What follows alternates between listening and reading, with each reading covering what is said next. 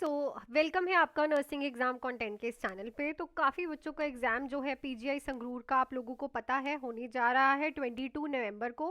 पर अभी भी आप लोग कंफ्यूज्ड हो कि मैम नेगेटिव मार्किंग होगी, एग्ज़ाम का पैटर्न क्या रहेगा। और काफ़ी बच्चे मैम मुझे ये पूछ भी रहे हैं कि नॉन नर्सिंग के सब्जेक्ट्स तो नहीं आएंगे। तो मैं एक एक करके exam pattern, negative marking, syllabus और प्रिपरेशन की बात करूँगी इसी वीडियो में।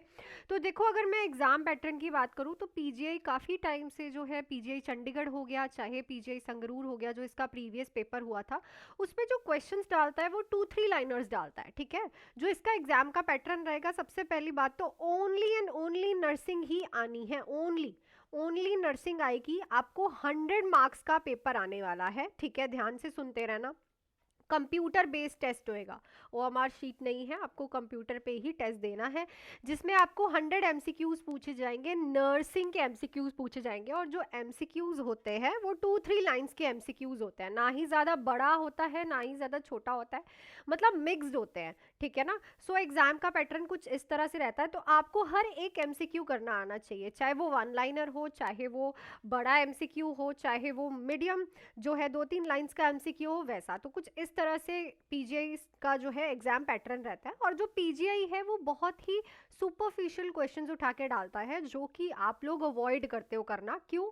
बिकॉज आपको लगता है वो आपको आते हैं, बट वो ऑप्शंस में आपको कंफ्यूज करता है। तो ऑप्शंस को जब भी आपने क्वेश्चन के बाद पढ़ना है, बहुत ही ध्यान से सोच समझ के टिक लगानी है। ठीक है। अब आ जाओ नेगेटिव मार्किंग। तो अब जब आपको 100 जो है मार्क्स का एग्जाम आने वाला है, उसमें जो नेगेटिव मार्किंग रहेगी वो रहेगी 0.25 की। ठीक है, 0.25 की नेगेटिव मार्किंग है। अगर आप कोई गलत क्वेश्चन करते हो, अगर वो आप क्वेश्चन का गलत होता है, तो 1 नंबर उसका कटेगा ही कटेगा, प्लस 0.25 मार्क्स जो हैं वो एक्स्ट्रा आपके कट होंगे। जो आपका सही होगा ना, उसमें से 0.25 मार्क्स आपके कट होने वाले हैं। तो नेगेटिव मार्किंग फॉर श्योर होगी। नेगेटिव मार्किंग को अवॉइड करने का, जो अभी अभी रिसेंटली हमारे बच्चे ने एसआईसी दिल्ली में रैंक लिया है, उसका एक ही सॉल्यूशन है कि वो क्वेश्चन अटेम्प्ट ही मत करो जो आपको आता ही नहीं है। जो आपको बिल्कुल नहीं आता वो क्वेश्चन अटेम्प्ट मत करो। ठीक है, बिकॉज आप भी पढ़ के जा रहे हो, सब बच्चे पढ़ के जा रहे हैं, बहुत कम बच्चे होते हैं जो नहीं पढ़ के जाते हैं। ठीक है, जो आपको क्वेश्चन नहीं आता होता, मोस्टली वो बच्चों को क्वेश्चन आता नहीं होता, जो आपको ऐसा लगता है ना आउट ऑफ सिलेबस ही आ गया। वैसे कंफ्यूज होना अलग बात है, पर जो क्वेश्चन आता ही नहीं है वो अलग बात है। ठीक है, देन आ जाओ सिलेबस। ओनली नर्सिंग ही आपको फॉलो करनी है। अब तो आप लोगों ने थ्योरी सारी कर ली होगी। ठीक है, मैंने आपको हर एक सब्जेक्ट बहुत अच्छे से क्लासेस में, बैचेस में करवा दिया है।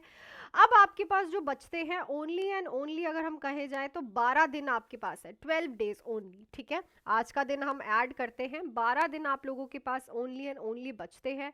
इसमें अब आप लोग ट्राई करो कि जो आपके इंपॉर्टेंट टॉपिक्स आपने देखे हुए हैं रिपीटेटिव आते हुए, जो आपके एमसीक्यूज हैं, प्लस जो आपकी टेस्ट सीरीज है, और जो आपके पास रैपिड रिवीजन पॉइंटर्स पड़े हैं, उनको पढ़ो। आप जितना ज़्यादा हो सके उतना ज़्यादा पढ़ो, बिकॉज ये जो एग्ज़ाम है, सबसे पहली बात, आपको बहुत ही डीपली क्वेश्चन भी पूछ सकता है। ठीक है, तो हर एक चीज़ को आप क्लियर करके चलो कि 12 दिन में आपको ये सारी चीज़ों को लेके चलना है। आप थ्योरी को टच मत करो, because it's not a time to do theory classes. ठीक है, अब अगर आप प्रिपरेशन की बात करूँ तो मैं तो आपको यही कहूँगी कि इन 12 दिन में एक तो आप अपने पॉइंटर्स को पढ़ो, जो आपने नोट्स बनाए हुए हैं उनमें जो हाईलाइट्स किए हुए हैं उन हाईलाइट्स को रीड करो।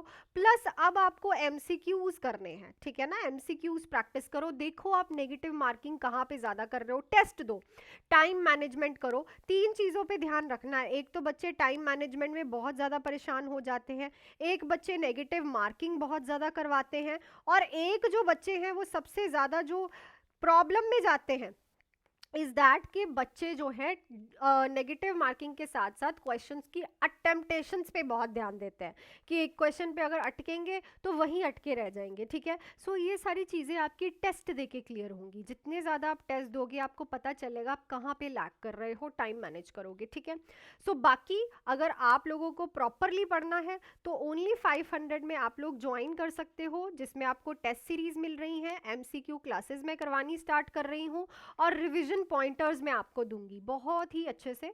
इस नंबर पे आप मुझे मैसेज करके ये ज्वाइन कर सकते हो ओनली 499 में, जिसमें आपको टेस्ट सीरीज, जिसमें आपको नेगेटिव मार्किंग, टाइम मैनेजमेंट सब कुछ करना आएगा। एमसीक्यू क्लासेस में हम वो एमसीक्यूज प्रैक्टिस करेंगे जो इस टाइम पे सबसे ज़्यादा ज़रूरी है, प्लस इसी एमसीक्यू क्लासेस में मैं आपको पीवाईपी प्रीवियस ईयर पेपर भी डिस्कस करवाऊंगी एंड रिवीजन पॉइंटर्स आपको मिलेंगे जो कि रहेंगे आपके लिए एंड टाइम पे बेस्ट। ठीक है, सो आप लोग इस नंबर पे मुझे मैसेज कर सकते हो।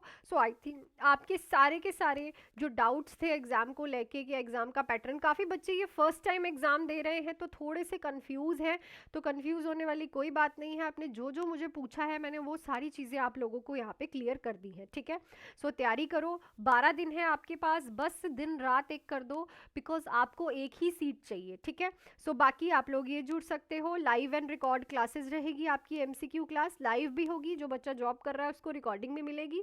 सो रेगुलर आपकी एमसीक्यू क्लास होगी, टेस्ट होंगे आपके रेगुलर 12 दिन, और रिवीजन पॉइंटर्स भी आपको मिलने वाले हैं। नंबर पे बस मुझे मैसेज करना है आपने, और पेमेंट करके आप लोग ऐप में जाके जुड़ सकते हैं। सो ये सारा कुछ आप लोगों को मैंने बता दिया है। सो मिलती हूँ आपको मैं एमसीक्यू क्लासेस में। Till then do hard work, make your parents proud, और वीडियो को शेयर ज़रूर कर देना सब बच्चों के साथ, and make your parents proud. All the best.